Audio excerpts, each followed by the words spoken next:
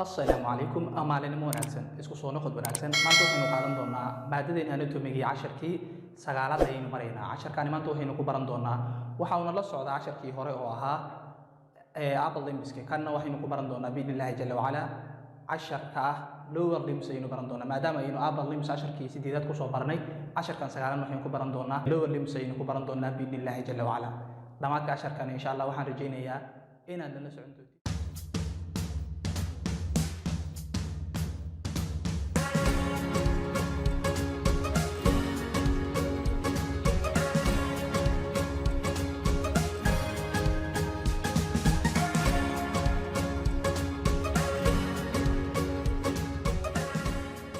ugu horeyn waxaynu ku bilaabaynaa bones of lower limbs lafaha loo yaqaano lafaha adimanka hoose lafaha adimanka hoose waxay ka kooban yihiin ilaa iyo 4 qaybood qaybta koowaad waa femur lafta loo yaqaano femur waa lafta cajarka ama thigh bone sida dabtid waa dhici kartaa lafta labaad waa patella waa knee bone oo ah lafta jilibka lafaha kale waxaa loo yaqaanaa tibia and fibula oo ah lafaha lugaha oo waxay ka hooseeyaan jilibka ilaa laga gaarayo cagta ayaa waxaa loo yaqaanaa tibia and fibula tarsalis metatarsal iyo phalangisna waxay ku jiraan cagta ama lugta qaybteeda hoose ayay ku jiraan oo ah cagta meeshaynu ku istaagno meesha aynu ku socono ilaa laga soo gaaro jiridii kore waxaa loo yaqaanaa foot ayaa loo yaqaanaa waxaana ku jira saddexdan nafood oo kale ah tarsalis metatarsal iyo phalangis tiradooda iyo waxay kala yihiin waynu sheegi doonaa balse hadda aynu aadno in aynu kaga hadalno maan lafahaasi qaab anatomical structure ah oo ah qaab dhismeedka anatomy ahaan ay u samaysan yihiin laf walbo laftani waa lafta cajarka sidaad aragtaanba laftani waa lafta koowaad ee ugu dheer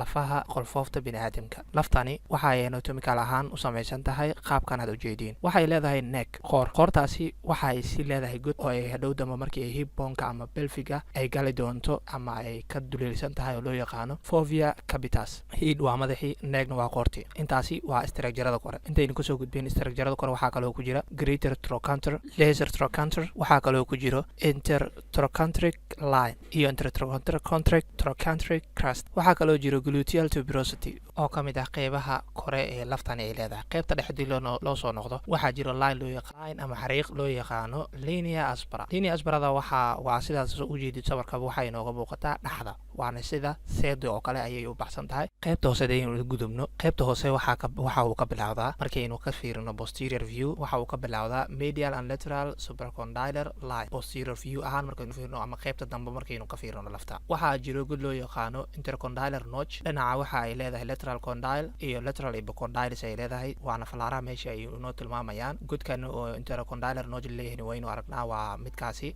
waxaa jiro marka adductor tubercle oo labada dhinac ah jira labada laf ee cajar iyo isu keenaa medial epicondylarna waa ay leeyihiin waxaa kaloo jiro patellar surface waana anterior view markaynu ka fiirino patellar surface kana waa meesha inta badan ee uu ku dhigo jilibka laftani loo yaqaano patellaha ee jilibka waa meesha ay ku dhigto patella bone lafta jilibka laftani waxa ay iyadana leedahay ama aynu u fiirin doonaa anterior view iyo posterior view anterior view markaynu u fiirino waxay leedahay apex wax kale looma jeedo waxay leedahay laf soo baxsan ayay leedahay oo loo yaqaano apex posterior view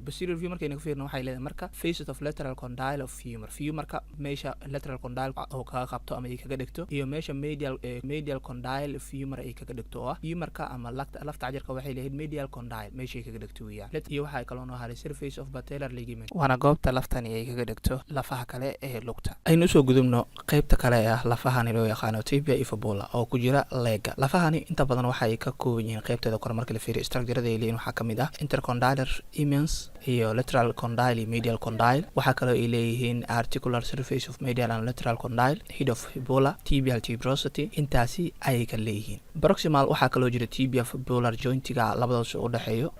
proximal tibia fibular joint waa jointiga u dhaxeeya labadooda dhaxda hadaynu usoo noqno qaybta dhexdeeda usoo noqno waxay leeyihiin crustigaas oo loo yaqaano anterior crust iyo waxay kaloo leeyihiin membrane loo yaqaano tracheous membrane-ka waxayna kala siman yihiin ulnar radius-ka membrane-ka ay lahaayeen qaybta hoose hadaynu usoo gudubno waxay leeyihiin distal tibiofibular joint oo ah kii hore hadduu ahaa proximal kana waa distal tibiofibular joint waa jointiga hoose ee isu haya laftani fibula iyo wuxuu isu hayaa tibiada. waxaa kaloo jira lateral malus oo ah laf hore usoo baxsan oo soo gasha suulka oo iyadana ka yimaada fibulaha, iyo waxaa jirto medial malus iyo waxaa kaloo jiro lateral malus. intaasi ayaynu kaga gudbaynaa lafahani loo yaqaano tibia and fibula. markana aynu ku hadalno bones of foot oo ah lafaha cagta. lafahani waxa ay ka kooban yihiin 3 qaybood. lafa loo yaqaano tarsalis oo ah 7, metatarsalis oo ayagana 5, iyo lafaha ugu dambeeya ah phalanges oo ayagana 14. labadani lafood oo ah metatarsal phalangiskaba tirada ahaan waxay ka sameeyeen yihiin kuwii gacmaha ay lahaayeen oo kale. gacmaha waxay lahaayeen phalanges 14 ah iyo metacarpals oo 5 ah. kuwaana sidoo kale waxay leeyihiin 5 metatarsal iyo 14 phalanges. sarjaraas kale marka waa ay ka sameeyeen